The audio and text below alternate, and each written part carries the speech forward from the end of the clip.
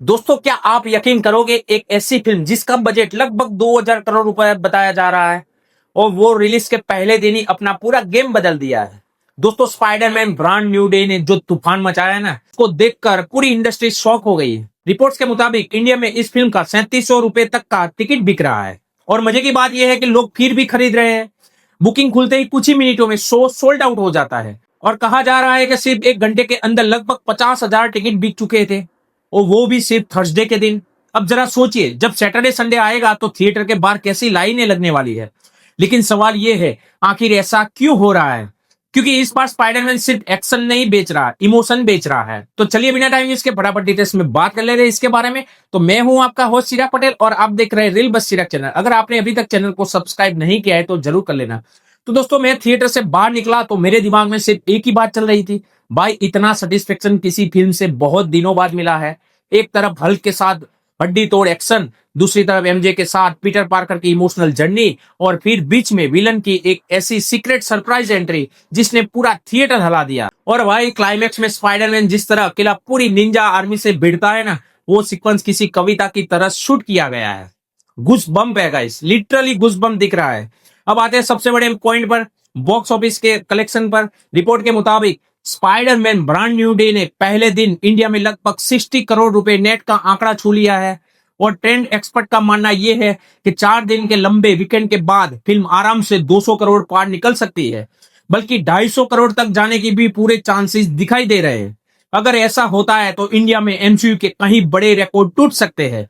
अभी तक इंडिया में सबसे ज्यादा लाइफ टाइम बिजनेस करने वाली एमसीयू की फिल्मों में से एवेंजर एंड गेम का नाम सबसे ऊपर आता था, लेकिन अब कहा जा रहा है कि नई स्पाइडरमैन 400 नहीं बल्कि 500 करोड़ के टारगेट की तरफ बढ़ रही है।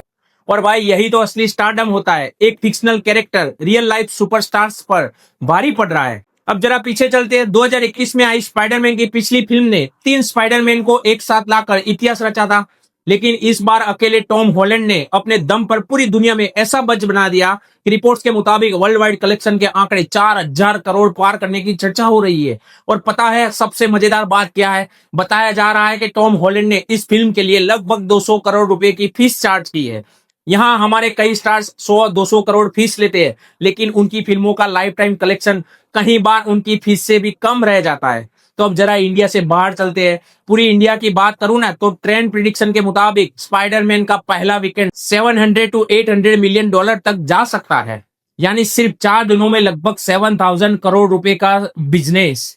तो सोचिए, जिस कलेक्शन तक पहुंचने में कई फिल्मों को पूरी जिंदगी लग जाती है, स्पाइडरमैन वहां सिर्फ वीकेंड में पहुंचने की तैयारी कर रहा है। और सबसे मजेदार बात यह है, जब इस फिल्म का अनाउंसमेंट हुआ था तब कई लोगों ने इसे अंडर एस्टिमेट किया था, लेकिन अब बड़े बड़े हॉलीवुड एक्सपर्ट भी कह रहे हैं कि अगर यही मूवमेंट बना रहा ना गाइस, तो ब्रांड न्यू डे आराम से 1.5 billion dollar life time collection का आंकड़ा छू सकती है।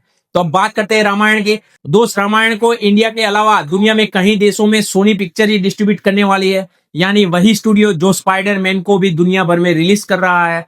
इसीलिए काफी हाई चांसेस है कि रामायण की चाइना रिलीज भी पॉसिबल हो सकती है। और भाई ये मत भूलना, 2016 में दंगल ने अकेले चाइना से लगभग 1300 करोड़ रुपए का बिजनेस किया था।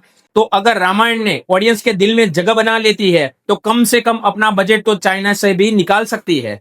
लेकिन यही सबसे बड़ा सवाल खड़ा होता है, स्पाइडरमैन को हमारी ऑडियंस इतना प्यार क्यों दे रही है और दूसरी तरफ रामायण के ट्रेलर को इतना मिक्स रिस्पॉन्स क्यों मिला है? तो मेरे हिसाब से फर्क सिर्फ वीएफएक्स का नहीं है, फर्क है ऑडियंस कनेक्ट का। स्पाइडरमैन ने लोगों को इमोशन दिया है, कैरेक्टर से जोड़ दिया है, और जब ऑडियंस कैरेक्टर से जुड़ जाती है तो फिर 500 रुपये क्या, 1500 रुपये हो या 3700 रुपये हो, टिकट बिकी जाती है। अब रामायण टी को यही सीखना पड़ेगा कि सिर्फ बड़ा बजट काफी नहीं होता है, ऑडियंस के दिल में उतरना भी पड़ता है। अब आप कमेंट करके बताइए, रामायण टीम को स्पाइडरमैन से सबसे बड़ी कौन सी चीज सीखनी चाहिए? Story telling, emotion, character building या ऑडियंस कनेक्ट?